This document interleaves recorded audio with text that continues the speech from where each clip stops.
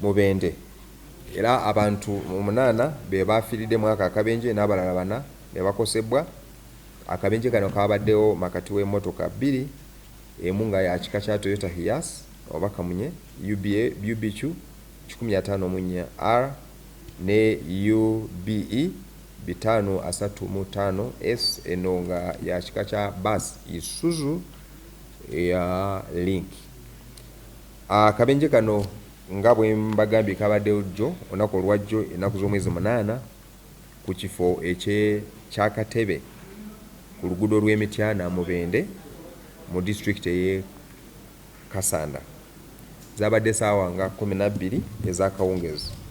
Okusinziira okunoonyereza okwakakolebwawo kigambibwa oba kiraga nti omuvuzi owa kamunye yabadde ng'atambula ava Emityana ng'adda e Mubende n'agezaako okuba nga ayisa emmotoka endala ate kwekonagana n'emmotoka eyo eya baasi.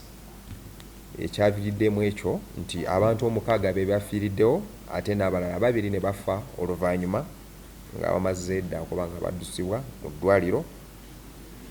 Ate bonna abafudde babadde nga batambulira mmotoka eya kamunye ate n'abo abakoseddwa nabo babadde mmotoka eya kamunye. Ekitegeeza nti mu baasi teri muntu eyakoseddwa yenna.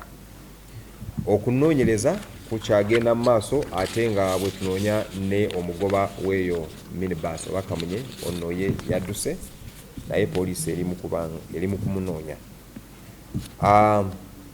Kweno ensonga nga bwe tutera bagamba nti ate bwe kitera kuba nti obubenje obusinga buviira mu kuyisiza wetalina